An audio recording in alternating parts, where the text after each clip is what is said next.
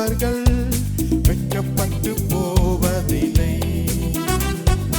உமது திருநாமம் அறிந்தவர்கள் கைவிடப்படுவதில்லை. உமது திருநாமம் அறிந்தவர்கள் உமது முகம் நோக்கி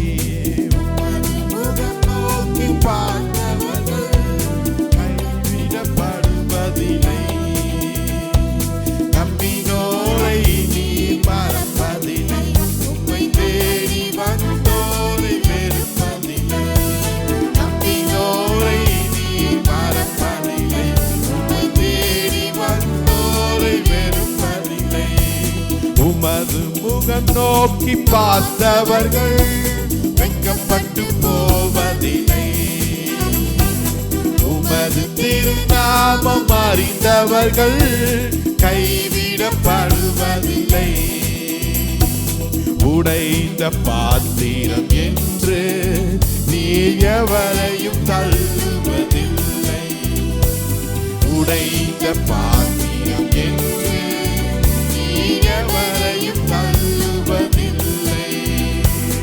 ஒன்றுக்கு உதவாதோ என்று நீ எவரையும் சொல்லுவதில்லை. ஒன்றுக்கு உதவாதோ என்று நீ எவரையும் சொல்லுவதில்லை. இயேசு மகாராஜா எங்கள் நேசா இரக்கத்தின் சிகரம் நீரே. இயேசு மகாராஜா எங்கள் நேசா இரக்கத்தின் சிகரம் நீரே. உமது முகம் நோக்கி பார்த்தவர்கள் வெட்கப்பட்டு போவதில்லை. உமது திருநாமம் அறிந்தவர்கள் கைவிடப்படுவதில்லை. உமது திருநாமம் அறிந்தவர்கள் கைவிடப்படுவதில்லை. நம்பினோரை நீ மறப்பதில்லை. உம்மை தேடி வந்தோரை வெறுப்பதில்லை. நம்பினோரை நீ மறப்பதில்லை. உம்மை தேடி வந்தோரை வெறுப்பதில்லை. ஏழைகளின் பலன் நீரே. எளியோரின் நம்பிக்கை நீரே. ஏழைகளின் பலன் நீரே. எளியோரின் நம்பிக்கை நீரே. திக்கற்றோர் வேதனை அறிந்து உதவிடும் தகப்பனும் நீரே. திக்கற்றோர் வேதனை அறிந்து உதவிடும் தகப்பனும் நீரே. இயேசு மகாராஜா எங்கள் நேசா இரக்கத்தின் சிகரம் நீரே. இயேசு மகாராஜா எங்கள் நேசா இரக்கத்தின் சிகரம் நீரே. உமது முகம் நோக்கி பார்த்தவர்கள் வெட்கப்பட்டு போவதில்லை. உமது திருநாமம் அறிந்தவர்கள் கைவிடப்படுவதில்லை. உமது முகம் நோக்கி பார்த்தவர்கள் வெட்கப்பட்டு போவதில்லை. உமது திருநாமம் அறிந்தவர்கள் கைவிடப்படுவதில்லை. நம்பினோரை நீ மறப்பதில்லை. உம்மை தேடி வந்தோரை வெறுப்பதில்லை.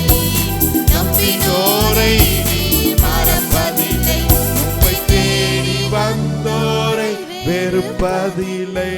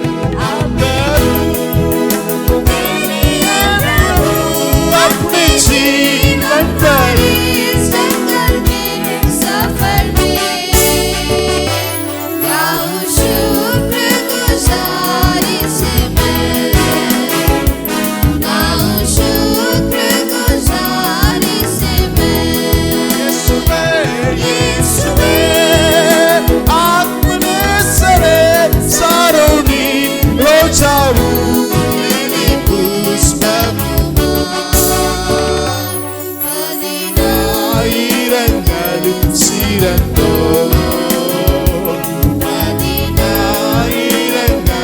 சிறந்தோர்.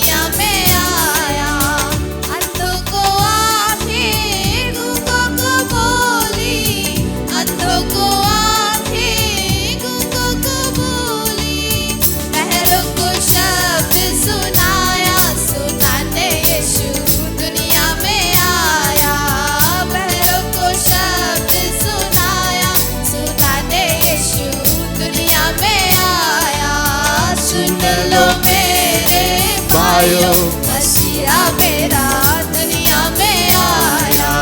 सुन लो मेरे भाइयों, मसीहा मेरा दुनिया में आया।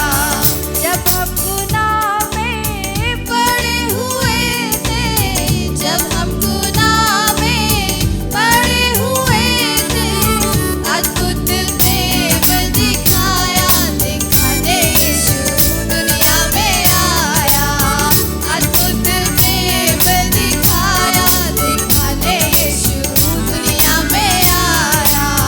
सुन लो मेरे भाइयों, मसीहा मेरा दुनिया में आया। सुन लो मेरे भाइयों, मसीहा मेरा दुनिया में आया। धन्य धन्य यीशु स्वामी हमारे, धन्य धन्य यीशु स्वामी हमारे। हमको पिता से मिलाया, मिलाने यीशु दुनिया में आया।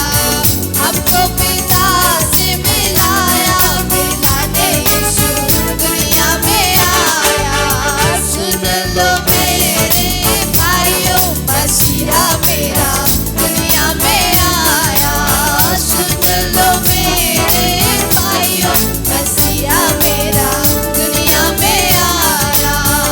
सुन लो मेरे भाइयों, मसीहा मेरा दुनिया में आया।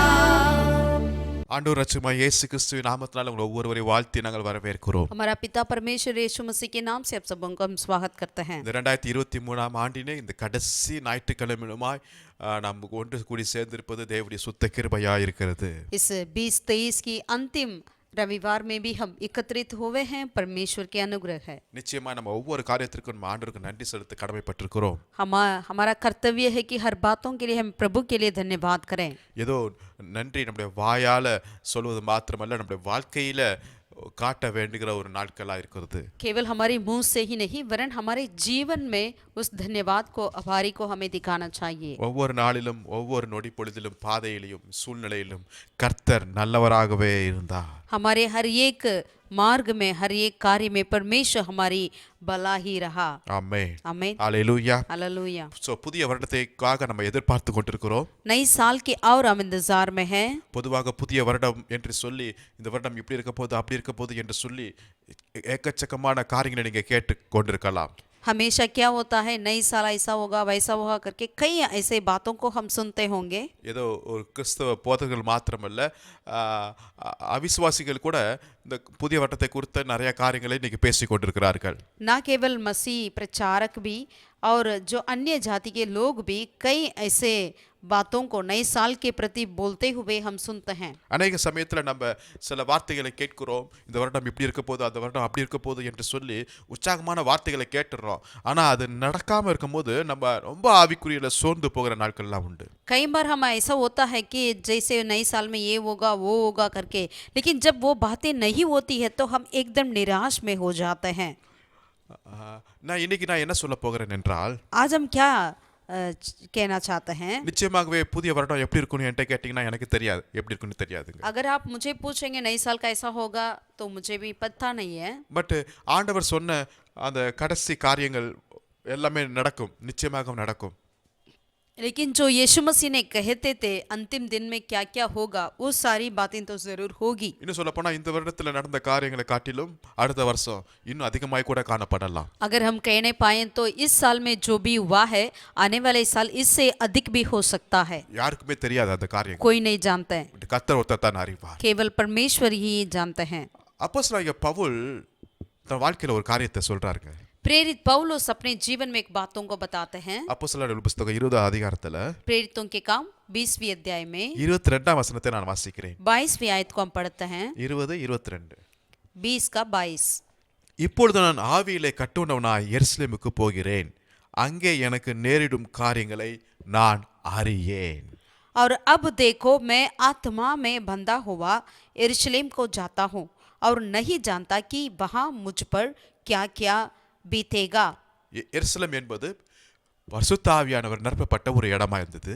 यरूशलेम ऐसा एक स्थान है जहाँ पवित्र आत्मा उतर आया। அங்கிருந்து தான் முதல் சபை, முதல் சுவிசேஷம், முதல் பிரசங்கம் என்று எல்லாமே ஆரம்பிக்கப்பட்டது. वहाँ से ही पहला कलीसिया, पहला सुसमाचार, पहला सब कुछ वही से शुरुआत हुआ है। அப்போஸ்தலர்கள் எருசலேம் முழுவதுமாய் கர்த்தருடைய வார்த்தையினால் உபதேசத்தினால நிரப்பியிருந்தார்கள். प्रेरित ने यरूशलेम को परमेश्वर के वचन से भर दिया था। இயேசு அங்கு வாழ்ந்தார். यीशु मसीह वहाँ जीते थे। எத்தனையோ அற்புதங்கள் அடையாளங்கள் நடந்த இடம். कितने अद्भुत चमत्कार हुआ था उस स्थान में। அப்படிப்பட்ட ஒரு தெய்வீகமான ஒரு இடத்துக்குள்ள இவர் போகிறாரு. ऐसे एक परमेश्वर की बातों से परा हुआ स्थान में उन्होंने प्रवेश किया। ஆனா பவுல் என்ன சொல்றாரு? लेकिन पौलुस प्रेरित क्या कहते हैं, நான் போகிறேன், ஆனா அங்க என்ன நடக்கும்னு எனக்கு தெரியாதுன்ட்டாரு. मैं तो यरूशलेम की ओर जाता हूँ लेकिन वहाँ मुझ पर क्या क्या बीतेगा मुझे मालूम नहीं। ரொம்ப ஆச்சரியமா இருக்கு. ये बहुत ही आश्चर्य की बात है। எங்க அவர் 7வது வானம் வரையும் போயிட்டு வந்தவருங்க. यानी 7वीं उन्होंने आसमान तक उन्होंने पहुंचकर आए हुए थे। இப்ப நாளைக்கு நான் போறேன், என்ன நடக்கும் எனக்கு தெரியாதுன்னு சொல்றாரு. लेकिन अब वो कहते हैं कि कल मैं वहाँ जा रहा हूँ लेकिन मुझे पता नहीं क्या होगा। எத்தனையோ நிருபங்களை எழுதின மனுஷன் कितने उन्होंने ऐसे पत्रियों को लिखा था। நாளைக்கு எருசலேமுக்கு போகிறேன், என்ன நடக்கும் எனக்கு தெரியாதுங்கறாரு. लेकिन वो कहते हैं कल मैं यरूशलेम जा रहा हूँ लेकिन मुझे पता नहीं वहाँ मेरा क्या क्या होगा। கிட்டத்தட்ட 10,000 மைல் அவர் கடந்து ஊழியங்கள் செய்திருக்கிறாருங்க. यानी प्रेरित पौलुस जो है 10,000 मील दूर उन्होंने सेवकाई करी। 3 மிஷனரி ஜர்னி அவர் பண்ணியிருக்கிறாருங்க தன் வாழ்க்கையில. अपने जीवन में 3 मिशनरी यात्रा भी की है। 14 சபைகளை அவர் எஸ்டாப்லிஷ் பண்ணியிருக்கிறாருங்க. 14 कलीसियाओं को उन्होंने निर्माण भी किया। தேவனோடு அவர் அதிகமாக இடைப்பட்ட ஒரு மனுஷன். यानी परमेश्वर के साथ साथ बहुत समय वो बिताते थे, அந்நிய பாஷை அதிகமாய் பேசின ஒரு மனுஷன், अन्य भाषा में बहुत ही बातें करते थे, தேவனுடைய வெளிச்சத்தின் மூலமாய் சந்திக்கப்பட்ட ஒரு மனுஷன். यानी परमेश्वर की रोशनी के द्वारा उन्होंने प्रभु को जाना था। இவ்வளவு பெரிய தேவ மனிதன் சொல்றாரு, कितना बड़ा परमेश्वर का भक्त कहता है, நான் எருசலேமுக்கு போகிறேன், मैं यरूशलेम की ओर जाता हूँ, அங்கு எனக்கு நேரிடும் காரியங்களை நான் அறியேன். लेकिन मैं नहीं जानता कि वहां मुझ पर क्या क्या बीतेगी। சில சமயத்துல சில காரியங்களை கர்த்தர் மறைத்து கூட வைத்திருக்கலாம். कई समय में परमेश्वर कुछ ऐसे बातों को हमसे छुपा रखते होंगे। இன்றைக்கு நம்ம கூட இப்படி சொல்லலாம், நான் 2024 ஆண்டுக்குள்ள நான் போகிறேன், आज हम भी यूं कह सकते हैं, हम 2024 में जाने वाले हैं, ஆனா அங்கு வருஷம் எப்படி இருக்கும்னு எனக்கு தெரியாது. लेकिन वो साल कैसा होगा हमें नहीं पता, அந்த பாதைகள் எப்படி இருக்கும் எனக்கு தெரியாது. वो रास्ते कैसा होगा हम नहीं जानते, நான் பார்க்க போகிற சம்பவங்கள் எப்படி இருக்கும் எனக்கு தெரியாது. जो संभव मेरे साथ होने वाला है वो कैसा होगा नहीं जानते। எல்லாவற்றையும் கர்த்தர் வெளிப்படுத்துவார்னு அவசியமும் கிடையாது. सारी बातों को परमेश्वर हमारे पास प्रकट करने के लिए कोई आवश्यकता भी नहीं है। பவுலுடைய லைஃப்லயே கர்த்தர் சைலண்டா இருந்தாரு, यदि प्रेरित पौलुस के जीवन में भी प्रभु चुपचाप रहते थे तो மேபி நம்முடைய லைஃப்ல கூட 2024 ஆண்டுல கர்த்தர் ரொம்ப சைலண்டா இருக்கலாம். शायद हमारे जीवन में भी 2022 में भी प्रभु शायद चुपचाप रहते होंगे। ஆனா அதே பவுல் அடுத்த வசனத்துல சொல்லுகிறார், 23ஆம் வசனத்துல, लेकिन यही पौलुस 23वीं आयत में कहते हैं, கட்டுகளும் உபத்திரவங்களும் எனக்கு வைத்திருக்கிறது என்று பரிசுத்தாவியானவர் பட்டணந்தோறும் தெரிவிக்கிறதை மாத்திரம் அறிந்திருக்கிறேன். केवल यही कि पवित्र आत्मा हर नगर में गवाही दे देकर मुझसे कहता है कि बंधन और क्लेश तेरे लिए तैयार है। 24ஆம் வசனம் 24वीं आयत தமிழ்ல இப்படியாய் ஆரம்பிக்கிறது, इस तरह वो शुरू होती है, ஆகிலும். परंतु। ஆமென். आमीन। இது ரொம்ப முக்கியமான ஒரு வார்த்தைங்க. यही बहुत ही मुख्य शब्द है। அடுத்த வருஷம் எனக்கு எப்படி நடக்கும்னு எனக்கு தெரியாது, अगला साल मेरे लिए कैसा होगा मैं नहीं जानता, என் வாழ்க்கையில என்ன நான் சந்திக்க போறேன் எனக்கு தெரியாது, मेरे जीवन में क्या क्या मैं सामना करने वाला हूँ नहीं जानता, ஆகிலும் परंतु அவைகள் ஒன்றையும் குறித்து நான் கவலைப்படேன். मैं उसे किसी भी बात की मैं चिंता नहीं करता। ஆமென். ஆமென். இதுதான் ஒவ்வொரு விசுவாசிக்கு வேண்டிய காரியங்கள் வசனம். यही हमें हर एक विश्वासियों को होना चाहिए। ஒன்றையும் குறித்து நான் கவலைப்படேன். मैं किसी भी उन बातों के प्रति चिंता नहीं करूंगा। இரண்டாவது பாயிண்ட், என் பிராணனை நான் அருமையாக எண்ணேன். और वो कहते हैं दूसरा बात, अपने प्राण को कुछ नहीं समझता। மூன்றாவது, என் ஓட்டத்தை சந்தோஷத்தோடு முடிக்க போகிறேன். और मैं अपनी दौड़ को पूरी तरह से पूरा करूंगा। நாலாவதாக, और चौथा, நான் கர்த்தராகிய இயேசுவிடத்தில் பெற்ற ஊழியத்தை நிறைவேற்றவும் விரும்புகிறேன். और जो सेवकाई मैंने यीशु मसीह से पाया है उसे पूरा करूंगा। ஹalleluya, हालेलुया, ஹalleluya, हालेलुया, ஆமென். आमीन। கர்த்தர் நம்மோடு கூட பேசுகிறாருங்க. परमेश्वर हमसे बातें करते हैं, என்ன आमीन। வேணாலும் நடக்கட்டும், कुछ ஆகிலும் भी होने दीजिए, परंतु நான் ஒன்றை குறித்து கவலைப்பட போகிறேன். मैं किसी भी बात की चिंता नहीं करूंगा। என்னுடைய ஒரே ஒரு நோக்கம், मेरा एक ही चिंता, एक ही उद्देश्य, கர்த்தராகிய இயேசுவிடத்தில் பெற்ற ஊழியத்தை நிறைவேற்றணும். जो அதுதான். सेवकाई में प्रभु यीशु मसीह से पाया है उस सेवकाई को मैं पूरा करूं। ஆமென். ஆமென். இதுதான் பவுல் அன்னைக்கு தீர்மானமா எடுத்தாருங்க. यही निर्णय उस दिन में पौलुस ने लिया था, அதைத்தான் அவர் தொடர்ந்து போகிறதை நாம் பார்க்கிறோம். और उसी निर्णय को आगे वो पूरा करते हुए जाते हुए देखते हैं। ஆமா. ஆமென். கர்த்தருடைய ஊழியத்தை அவர் தொடர ஆரம்பிக்கிறார். यानी परमेश्वर की सेवकाई को उन्होंने आगे दौड़ाया। அடுத்த ஒவ்வொரு அதிகாரத்துல நீங்க வாசிக்கும் போது अगला हर एक अध्याय में यदि देखते हैं तो கர்த்தர் பல இடங்கள்ல கொண்டு போகிறார் அவரை. परमेश्वर उनको कई ऐसे स्थानों में लेकर गए, பல சேனாதிபதிகளுக்கு ராஜாக்களுக்கு முன்பாக கொண்டு போய் கர்த்தர் நிறுத்துகிறார். कई सेवक लोगों के सामने, अधिपतियों के सामने उसको खड़ा किया। ஆமா. எனக்கு என்ன நேரணும் எனக்கு தெரியாதுன்னாரு. पौलुस ने कहा मुझे मेरे साथ क्या होगा मैं नहीं जानता करके, ஆனா என்ன நடந்துச்சுன்னு ஒரு லிஸ்ட் கூட கொடுத்திருக்காரு. लेकिन क्या हुआ करके उन्होंने एक सूच पत्र भी दिया है। அது 2 கொரிந்தியர் 11ஆம் அதிகாரத்துல நம்ம வாசிக்க முடியுது. उसको हम दूसरा कोरिन्थियों 11ஆம் அதிகாரத்துல 11वें अध्याय में देख सकते हैं। 25ஆம் வசனத்திலிருந்து நான் வாசிக்கிறேன். 25वीं आयत से लेकर हम पढ़ते हैं 24वीं 24ல இருந்து. யூதர்களால் ஒன்றுக்குரிய 40 அடியாக 5 தரம் அடிபட்டேன். 5 बार मैंने यहूदियों के हाथ से 39 कोड़े खाए। 3 தரம் மிலாறுகளால் அடிபட்டேன். 1 தரம் கல்லெறியுண்டேன். 3 தரம் கப்பர் சேதத்தில் இருந்தேன். கடலிலே ஒரு ராப்பகல் முழுவதும் போக்கினேன். 3 बार मैंने बेतें खाई, 1 बार पथराव किया गया, 3 बार जहाज जिन पर मैं चढ़ा था टूट गए, 1 रात दिन मैंने समुद्र में काटा। அநேக தரம் பிரயாணம் பண்ணினேன்.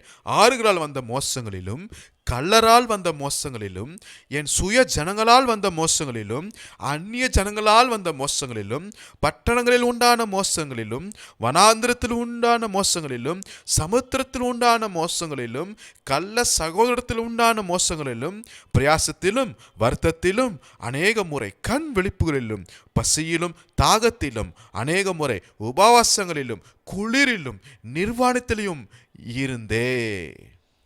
24-25 आयत से वो कहते हैं, 3 बार मैंने बेथें आई, 1 बार पथराव किया गया, 3 बार जहाज जिन पर मैं चढ़ा था टूट गए, 1 रात दिन मैंने समुद्र में काटा. मैं बार बार यात्राओं में, नदियों के जोखिमों में, डाकुओं के जोखिमों में, अपने जाति वालों से जोखिमों में, अन्य जाति के जोखिमों में, नगरों में की जोखिमों में, जंगल के जोखिमों में, समुंदर की जाकियों में, झूठे भाइयों के बीच जोखियों में, परिश्रम और कष्ट में, बार बार जागते रहने में, भूख प्यास में, बार बार उपवास करने में, जाड़े में, उगाड़े रहने में और बातों को छोड़कर जिनका निर्णय मैं नहीं करता, सब कलीसियाओं की चिंता प्रतिदिन मुझे दबाती है. ஹல்லேலூயா. हालेलुया. அவ்வளவு பெரிய லிஸ்ட் கொடுத்திருக்காரு. वो कितना बड़ा सूची पत्र यहाँ पर देते हैं. இன்னும் நிறைய லிஸ்ட் இருக்கு. और भी है बहुत, ஆனாலும் लेकिन கிறிஸ்துவின் அன்பை விட்டு என்னை பிரிக்கவே முடியாது. इनमें से कोई भी कार्य मुझे मसीह की प्रेम से अलग नहीं कर सकता. ஹல்லேலூயா. हालेलुया. ஆகிலும் இவைகளில் ஒன்றையும் குறித்து நான் கவலைப்படேன். परंतु मैं इनमें से किसी भी बातों के प्रति चिंता नहीं करता.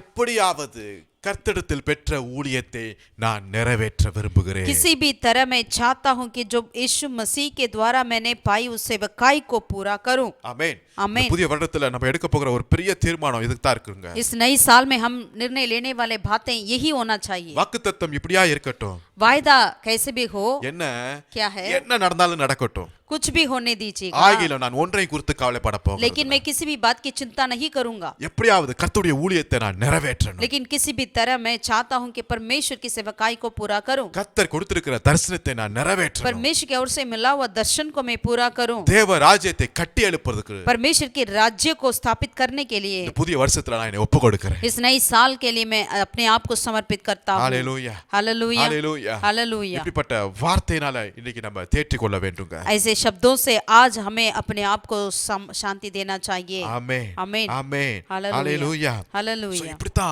அப்போஸ்தலனாகிய பவுல் தன்னுடைய ஊழியத்தை ஆரம்பிக்கிறாருங்க. ऐसे ही प्रेरित पौलुस अपनी सेवकाई को शुरू किया है. சோ இன்னைக்கு நம்ம என்ன செய்றோம்? आज हम क्या करते हैं? அடுத்த வருஷம் எப்படி இருக்க போகுது? अगले साल कैसा होगा? என்ன நடக்க போகுது? क्या होने वाला? எனக்கு என்ன நடக்க போகுது? मेरे लिए क्या होगा? என்று நிறைய ஆராய்ச்சி பண்ணுகிறோம். ऐसे कई बातों को हम सोचते रहते हैं. ஆனா ஒண்ணே ஒண்ணு, लेकिन बात ये இந்த மாதிரி இன்னைக்கு நம்ம எடுக்கணும் தீர்மானம். ऐसा एक निर्णय हमें भी लेनी चाहिए. என்ன நடந்தாலும் நடக்கட்டும். कुछ भी हो जाए होने दीजिए. கர்த்தருடைய சித்தம் இல்லாம எதுவுமே நடக்காது. लेकिन परमेश्वर की इच्छा बिना मेरे साथ कुछ नहीं होगा. ஆனா எதை குறித்து நான் கவலைப்பட போகிறது? इसीलिए मैं किसी भी बात की चिंता नहीं கர்த்தர் करूंगा, என்னோடு கூட இருக்கிறார். क्योंकि यहोवा परमेश्वर मेरे साथ है. ஹalleluya. हालेलुया. ஹalleluya. हालेलुया. ஹalleluya. हालेलुया. ஆமென். आमीन. யாக்கோபு அங்க புறப்பட்டு போகிறார் அப்பா வீட்டை விட்டு. याकूब जो है अपने पिता के घर को छोड़कर जा रहे थे. ஈசாக்கு யாக்கோபை அனுப்பிவிட்டான் என்று சொல்லி நம்ம வசனத்தை वचन வாசிக்கிறோம். में हम पढ़ सकते हैं कि इसहाक ने याकूब को विदा किया. ஆதியாகமம் 28:5 நம்ம வாசிக்கிறோம். उत्पत्ति 28 का 5वीं आयत में, ஏன்னா அவங்க வீட்டுல ஒரு சில குழப்பங்கள் நடக்கிறது. क्योंकि उनके घर पे कुछ ऐसे परेशानियां हुई, சோ ஒரு கட்டாயத்தின்படியாக இப்ப அனுப்புறாங்க.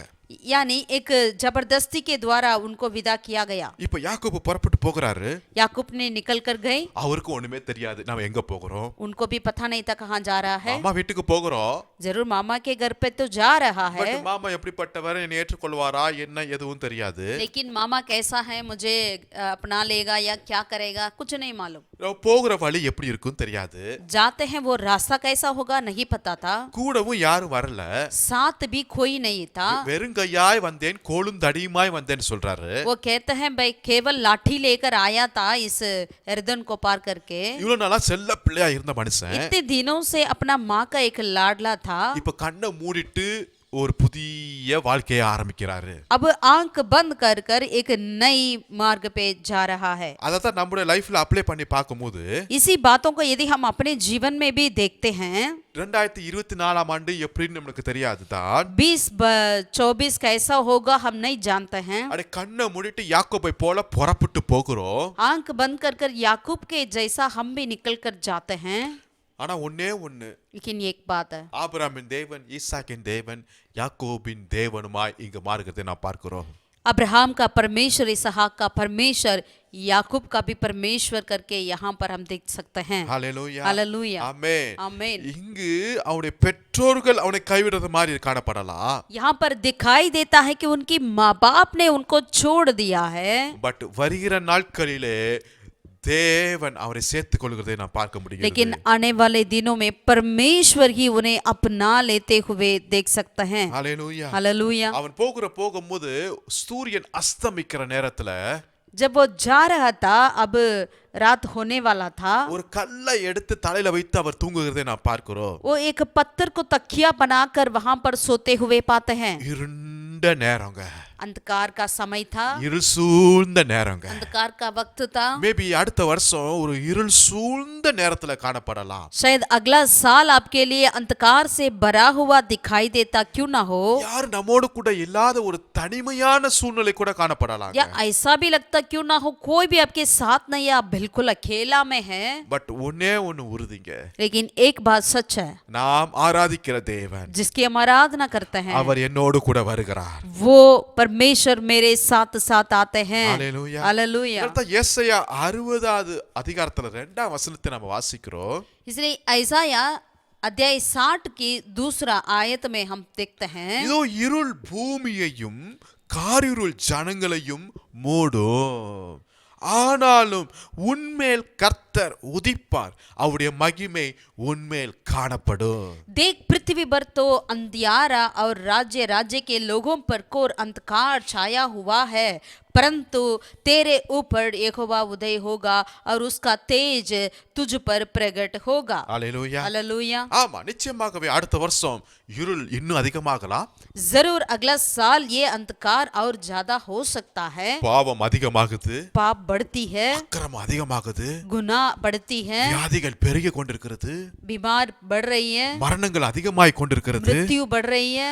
பூமியையே நிரப்புதான், மூடுதான். वो ऐसा लिखा है सारे पृथ्वी को वो छाया कर रही है, காரிருள் ஜனங்களையே மூடுதான். यानी घोर अंधकार जो है सारे राज्य राज्य के लोगों को छाया कर रही है। ஆனா அந்த வசனத்துல இன்னொரு ஒரு நம்பிக்கையான ஒரு வார்த்தை கர்த்தருடைய பிள்ளைகளுக்கு இருக்கிறது. लेकिन इसी वचन के अंदर एक आशा से भरा हुआ वचन अपने बच्चों के लिए, परमेश्वर के लोगों के लिए लिखा हुआ है। இந்த இருள் இந்த டெல்லி பட்டணத்தையே இந்த இந்தியாவையே மூடினாலும், ஆனாலும் यदि ये घोर अंधकार इस पूरे दिल्ली भारत को भी छाया करें क्यों ना हो, என் लेकिन மேல் கர்த்தர் உதிப்பார், मुझ पर यहोवा उदय होगा அவருடைய மகிமை என் மேல் காணப்படும். और उसका तेज मुझ पर प्रकट होगा। ஹalleluya. हालेलुया। இது தாங்க கர்த்தர் கொடுக்கிற ஒரு வார்த்தை, வாக்குத்தத்தமா இருக்கிறது. यही है परमेश्वर के ओर से हमारे लिए मिला, हमारे लिए किया हुआ என் वचन மேல் वादा है। கர்த்தர் உதிப்பார், मुझ पर परमेश्वर यहोवा ही उदय होगा அவருடைய மகிமை என் மேல் और காணப்படும். परमेश्वर का तेज मुझ पर प्रकट होगी। ஹalleluya. हालेलुया। ஹalleluya. ஹalleluya. இதுதான் யாக்கோபுடைய லைஃப்ல நடந்துச்சு. यही याकूब के जीवन में भी हुआ है। இருள் சூழ்ந்த வேளையிலே उस अंधकार से भरा हुआ समय में கர்த்தர் அங்கு ஒரு அற்புதமான ஒரு தரிசனத்தை விளக்கி காட்டுகிறார். परमेश्वर एक बहुत ही अद्भुत तरीके से एक दर्शन के द्वारा उनसे मिला। அந்த இடம் பயங்கரமான இடம் என்று சொல்லுகிற அளவுக்கு वो जगह इतना भयंकर करके कहने के। ஆமென். आमीन। ஹalleluya. हालेलुया। கர்த்தர் இப்படியாத்தான் நம்ம நடத்த போகிறார், அதுல எந்த விதமான சந்தேகம் கிடையாதுங்க.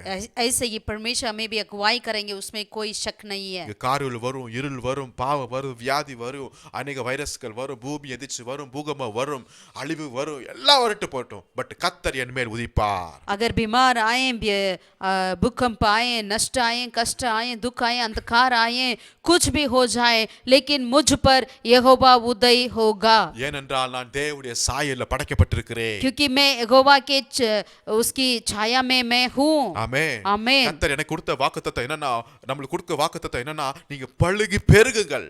परमेश्वर के रूप में मैं बनाया गया हूँ। परमेश्वर की वादा क्या है? तुम फलो फूलो और बढ़ते जाओ। எதுல பழுகி பெருகணும்? किसमें हमें फलना फूलना है? இந்த புதிய வருடத்தின் வாக்குத்தத்தம் இப்படியா இருக்கட்டும். नए साल की वादा आपके लिए ऐसे होने पाए। வருகிற வருடத்துல கர்த்தர் நம் மூலமா இருக்கிற அந்த தேவ சாயல் வெளிப்படுவதாக.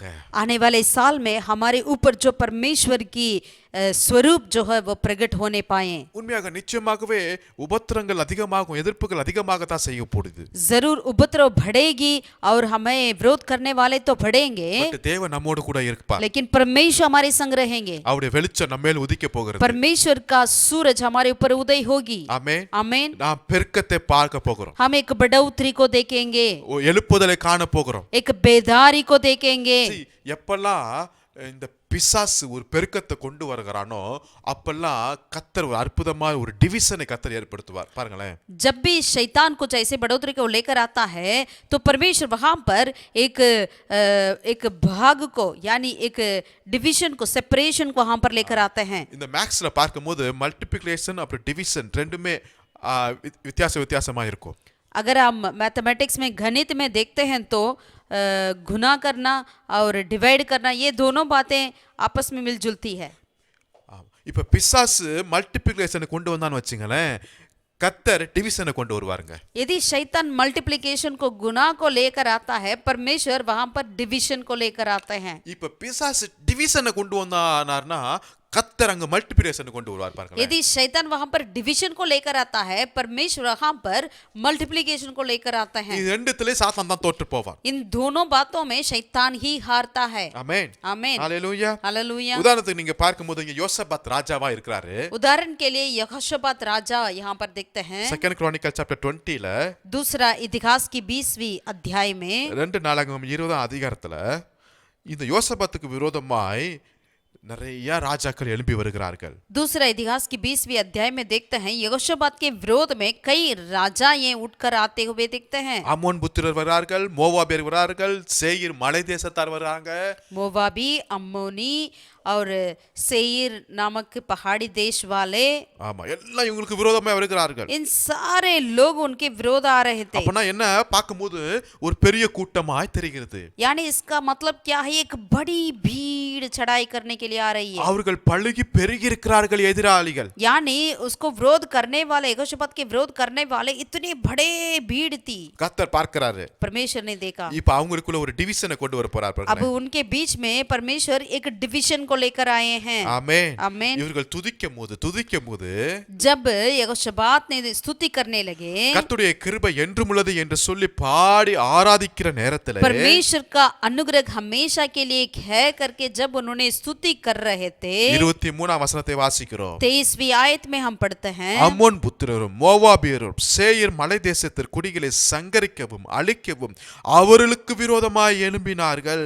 अम्मोनी और मोवाबी ने सेई पहाड़ के दोष लोगों के विरोध में उन्हें मारने के लिए उठे थे। அவர்கள் தாங்களும் தங்களில் ஒருவர் அழிக்கத்தக்க விதமாய் கை கலந்தார்கள். और उन्होंने एक दूसरे को नाश करने में हाथ लगाया। ஹalleluya. हालेलुया। இதுதான் அடுத்த வருஷம் நடக்க போகுதுங்க. यही अगला साल होने वाला है। அவன் சத்துருக்கள் மல்டிப்ளையா பெருகி வரலாம். आपका शत्रु जितना भी बढ़ोतरी होकर बड़ा सा झुंड बनकर आए क्यों ना हो, நம்முடைய வேலை ஒண்ணு நல்லா கவனிங்க. हमारा काम ये की है कि ध्यान से सुनिए, கர்த்தரை துதிக்க ஆரம்பித்துட்டே இருங்க. परमेश्वर को स्तुति करने में आप लगे रहें। கர்த்தர் அங்க டிவிஷனை ஏற்படுத்துவாரு. परमेश्वर वहां पर एक विभाजन को लेकर आएंगे। அவங்களுக்குள்ள ஒரு குழப்பம் உண்டாகும். उनके बीच में एक उलझन आ जाएंगे। இதுவரை ஒத்துமையா வந்தவங்க अब तक उन्होंने एकत्रित होकर आ रहे थे, இப்ப அவங்களுக்குள்ள ஒரு சண்டை நடக்கும். अभी उन लोगों के बीच में आपस में एक लड़ाई होगी। ஹalleluya. हालेलुया। ஹalleluya. हालेलुया। 25ஆம் வசனத்தை வாசிக்கிறேன். 25वें आयत को पढ़ते हैं, யோசபாத்தும் அவருடைய ஜனங்களும் அவர்கள் உடைமைகளை கொள்ளையிட வந்தபோது அவர்கள் கண்ட ஏராளமான பொருள்களும் பிரேதங்களிலிருந்து உரிந்து போட்ட ஆடை ஆபரணங்களும் தாங்கள் எடுத்துக்கொண்டு போக கூடாதிருந்தது 3 நாளாய் கொள்ளையிட்டார்கள். அது அவ்வளவு மிகுதியாயிருந்தது. तब यहोशापात और उसकी प्रजा लूट लेने को गए और लोथों के बीच बहुत सी संपत्ति और मन भावने कहने मिले। उन्होंने इतने गहने उतार लिया कि उनको ना ले जा सकें, वरन लूट इतनी मिली कि बटोरते बटोरते 3 दिन बीत गए। ஆமென். आमीन, ஹalleluya. हालेलुया। பெருசா திரளாய் வந்தாங்க. वो इतना विरोधी बहुत ही बड़ी झुंड बनकर आया। இப்ப அவங்களுக்குள்ளே சண்டை மூட்ட ஆரம்பிச்சிட்டாரு கர்த்தர். परमेश्वर ने उनके आपस में उनको लड़ाई को करने दे दिया। எனக்கு என்ன ஒரு ஆச்சரியம்னா, आश्चर्य की बात क्या है यहाँ पे, இப்ப அவங்களுக்குள்ள சண்டை போடும்போது जब वो एक दूसरे में नाश करने के लगे, உடனே அவங்க தங்க செயலி எல்லாம் தூக்கி போடுவானுங்களா? तुरंत क्या वो अपनी सोने चांदी को फेंक देंगे क्या? யாரும் தூக்கி போட மாட்டாங்க. कोई फेंकेंगे नहीं। ஆனா கர்த்தர் தான் எல்லாத்தையும் வித்தியாசமா செய்யறாரு இந்த இடத்துல. लेकिन यहाँ पर परमेश्वर ही कुछ अलग तरीके से कार्य को कर रहे हैं। அந்த அளவுக்கு அவங்க மைண்ட அப்படியே கர்த்தர் திருப்பி விட்டாருங்க. यानी इतना परमेश्वर उनकी दिमाग को मोड़ दिया है। நீ ராஜாவா இருக்கலாம், आप राजा क्यों ना हो, ஆனா என் தேவன் ராஜாதி ராஜாவா இருந்து இறங்கி வேலை செய்யறாருங்க. लेकिन मेरा परमेश्वर राजाओं का राजा है, वो आकर काम करते हैं। ஹalleluya. हालेलुया। துதித்துட்டே இருந்தோம்னு வச்சுங்களேன், यदि आप स्तुति करते रहेंगे, 3 நாட்கள் கொள்ளை உண்டு என்று நம்ம आप விசுவாசிப்போம். विश्वास करें 3 दिन की आपके लिए लूटपाट होगी। ஆமென். आमीन। சோ அதான் நான் சொன்ன ஆரம்பத்திலே, इसलिए शुरुआत में ही कहते थे, சாத்தான் வந்து ஒரு பெரிய திரளான கூட்டத்தை கொண்டு வந்தா கர்த்தர் அங்க ஒரு டிவிஷனை ஏற்படுத்துவாரு. यदि शैतान बहुत बड़ी भीड़ को लेकर आएंगे हमारे विरोध में, परमेश्वर वहां पर एक विभाजन को ले आएंगे। இப்ப சாத்தான் வந்து வேற ஒரு ஐடியா கொண்டு வருவாங்க, டிவிஷனை கொண்டு வர்றான் ஒரு இடத்துல. अब शैतान जो है एक स्थान में विभाजन को लेकर आया, செப்பரேஷனை கொண்டு வருகிறான். यानी एक विभाजन डिवीजन को लेकर आया। ஆனா கர்த்தர் இங்க வந்து மல்டிப்ளிகேஷனை கொண்டு வரார். लेकिन परमेश्वर वहां पर एक मल्टीप्लिकेशन को ले आए थे। ஹalleluya. हालेलुया। எங்க இருக்கிற நம்ம யாத்ராமல நம்ம வாசிக்க முடியுது. निर्गमन में हम पढ़ सकते हैं, நம்ம யோசேப்பை அறியாத ஒரு புதிய ராஜா வந்துட்டாரு. वहां पर जो यूसुफ को नहीं जानता था ऐसा राजा वहां पर आया है। அவர் வந்து பார்க்கறாரு இஸ்ரவேல் ஜனங்களை. उन्होंने देखा इजराइल लोगों को, என்ன இஸ்ரவேல் புத்திரர் எல்லாம் மிகுதியாய் பழுகி பெருகி இருக்கிறாங்க.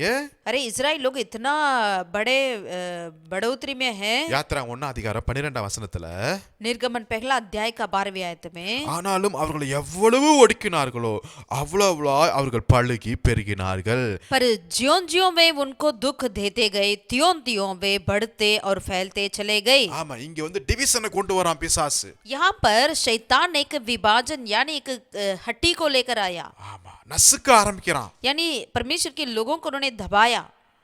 இன்னொரு ஒரு பிளான் கொண்டு வரான் ராஜா. और राजा ने और एक योजना भी ले आया, எல்லா ஆண் பிள்ளைகளையும் கொல்ல வேண்டும். मिस्रियों इजराइल लोगों की सारे लड़के को मार डालना। அப்படின்னா என்ன அர்த்தம்? मतलब क्या है, அப்பனா அவங்க வந்து பெருக கூடாது என்கிற ஒரு பெரிய நோக்கத்தோடு கொண்டு வருகிறான். यानी इजराइल लोग आगे नहीं बढ़ना है, बढ़ोतरी में नहीं होना करके उन्होंने बड़ी योजना बनाई। சோ அங்க எபிரிய அங்க இருக்கிறாங்க, அங்க எகிப்தில் இருக்கிற எல்லா மருத்துவச்சிகளுக்கு கட்டளை இடுகிறார் நம்பால். और मिस्र की हर एक धाइयों से उन्होंने आज्ञा दिया, நீங்க எபிரேய ஸ்திரீகள் வந்தாங்கன்னா அங்க ஆண் பிள்ளைன்னு நீங்க பாத்தீங்கன்னா நீங்க கொன்று போடுங்க அப்படின்னு ஒரு கட்டளை வருகிறது. और जब भी इब्री स्त्रियों को बच्चा उत्पन्न होने के लिए समय पर आएंगे तो आप देखो यदि बेटा हो तो उसे मार डालना करके आज्ञा दिया। ஆனா மருத்துவச்சிகளோ தேவனுக்கு பயந்ததினால், ஆமென், लेकिन वो धाइयों जो है परमेश्वर की भय माने, इसीलिए எகிப்தின் ராஜாவுடைய பேச்சை கேட்கவே இல்ல. उन्होंने मिस्र की राजा की आज्ञा ना माना। ஆனா அந்த மருத்துவச்சிகள் ஒரு ரிப்போர்ட் கொடுக்கறாங்க ராஜாவுக்கு. लेकिन उन धाइयों ने राजा के पास एक रिपोर्ट दिया। 19வது வசனத்துல 19वीं आयत में, எபிரேய ஸ்திரீகள் எகிப்து ஸ்திரீகளைப் போல் அல்ல, அவர்கள் நல்ல பலம் உள்ளவர்கள். மருத்துவச்சி அவரிடத்தில் போகும் முன்னே அவர்கள் பிரசவிக்கிறதுக்கு கர்த்தர் கிருபை செய்கிறார். दाइयों ने फिरौन को उत्तर दिया कि इब्री स्त्रियों मिस्री स्त्रियों के समान नहीं है, वे ऐसे फुर्तीली है कि दाइयों के पहुंचने से पहले ही उनको बच्चा उत्पन्न हो जाता है। ஹalleluya. हालेलुया। நான் தான் விசுவாசிக்கிறேன் அடுத்த வருஷம் இப்படி தான் நடக்கும், நான் हम விசுவாசிக்கிறேன். विश्वास करते हैं ऐसा ही अगले साल भी होगा। ஆமா, ஆமென். அவன் பெருக்கத்தை கொண்டு வந்தா கர்த்தர் அவர்கள் மத்தியில டிவிஷனை கொண்டு வருவாரு. திருப்பியும் எங்களுக்காக டிவிஷனை கொண்டு வந்தா தேவன் எங்களுக்கு பெருக்கத்தை வைத்திருக்கிறாருங்க. यदि शैतान एक मल्टीप्लिकेशन को बड़ी झुंड को लेकर आएगा तो परमेश्वर उनके बीच में एक विभाजन को ले आएंगे। यदि वो हमारे बीच में लोगों को दबाने के लिए योजना बनाएगा, परमेश्वर हमारे बीच में एक बढ़ोतरी को लेकर आएंगे। ஹalleluya. हालेलुया, ஹalleluya. हालेलुया। கர்த்தர் என்னோட கூட இருக்கும்போது நான் எதையும் குறித்து பயப்பட போறதில்ல. क्योंकि यहोवा परमेश्वर मेरे साथ है, इसलिए किसी भी बात की हम चिंता नहीं करेंगे। நான் எப்பொழுதும் சந்தோஷமா இருப்பேன். बस एक बात है, हम प्रभु में आनंदित रहेंगे। எப்ப சந்தோஷமா இருக்கணும்? कब? எப்பொழுதுமே சந்தோஷமா இருக்கணும்.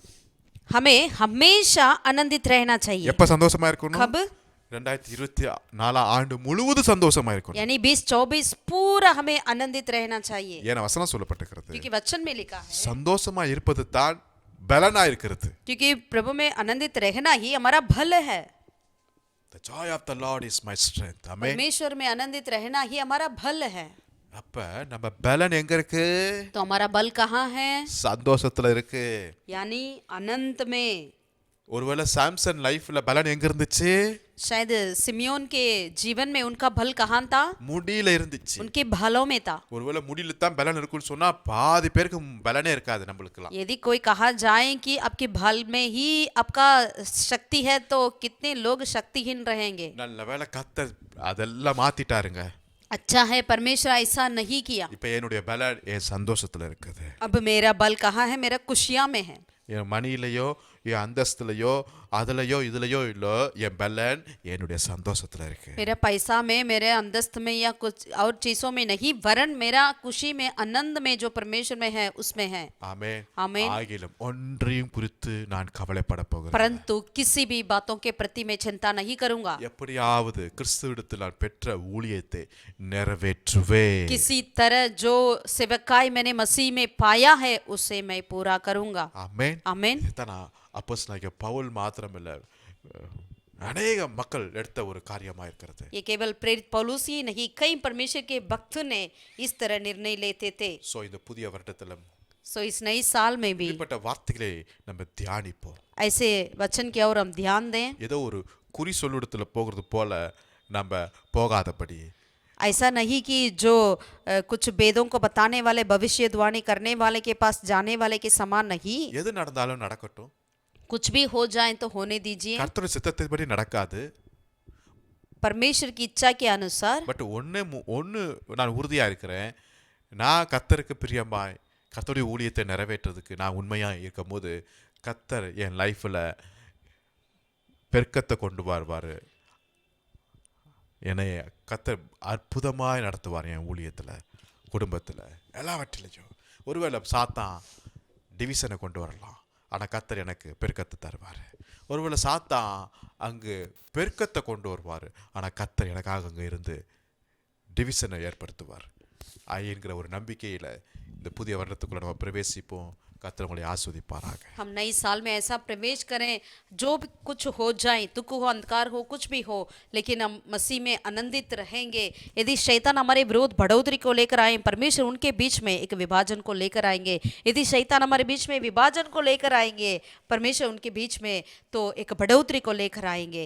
आमीन। तो परमेश्वर हमारे संग है, तो परमेश्वर के ऊपर हम अपने विश्वास को रखकर हम अपनी सेवकाई को पूरा करने के इस कर्तव्य के साथ इस नई साल में हम प्रवेश करें। ஆமென். கர்த்தர் உங்களை ஆஸ்வதிப்பாராக. एक परमेश्वर आपको आशीषित करें। ஆமென். பிரைஸ் தி आमीन। லார்ட்.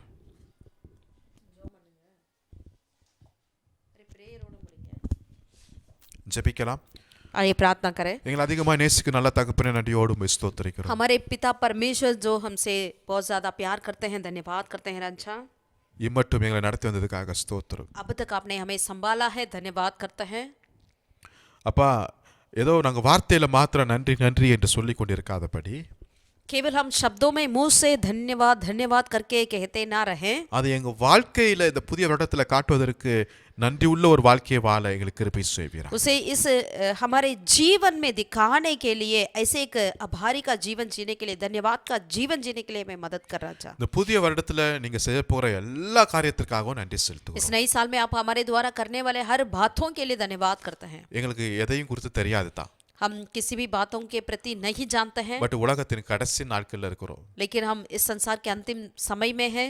என்ன வேணாலும் நடக்கலாம். कुछ भी हो सकता है, ஆகிலும் நான் ஒன்றை குறித்து கவலைப்படேன். लेकिन हम परंतु किसी भी बात की चिंता नहीं करेंगे। எப்படியாவது किसी நான் भी பெற்ற तरह ஊழியத்தை நிறைவேற்றுவதற்கு நான் வாஞ்சிக்கிறேன். जो सेवकाई हम मसीह से पाया है उसे पूरा करने में हम यत्न रहेंगे। எங்களுக்கு உதவி செய்வீர். हमें मदद कर, எங்களுக்கு கிருபை செய்வீர். हम पर अनुग्रह कर। உமக்காக நான் எழுந்து பிரகாசிக்கணும். तेरे लिए हम उठकर प्रकाशित होने पाए, உம்முடைய வெளிச்சம் எங்கள் மேல உதிக்கணும். तेरी रोशनी हमारे ऊपर उदय होने पाए, உம்முடைய வார்த்தையை சார்ந்து இருக்கணும். तेरे वचन के और हम निर्भर रहे, உமக்காக வாழணும். तेरे लिए जीना है। பலருக்கு ஆசீர்வாதமாய் நிற்கணும். कई लोगों के लिए आशीषित कारण होना चाहिए। அப்படியா இந்த புதிய வருடம் அமைய நாங்கள் ஜெபித்து ऐसे हमारे लिए नए साल होने के लिए हम प्रार्थना करते हैं, எங்களை அர்ப்பணிக்கிறோம். हम अर्पण करते हैं। மீட்பர் இயேசு நாமத்தில் ஜெபிக்கிறோம் எங்கள் ஜீவனுள்ள நல்ல பிதாவே. उद्धार करते यीशु के नाम से हम प्रार्थना करते हैं, मेरे जीवित परमेश्वर। ஆமென். आमीन। கர்த்தர் உங்களை ஆசீர்வதிப்பார். यहोवा परमेश्वर आपको आशीषित करे। Thank you. Praise the Lord. Praise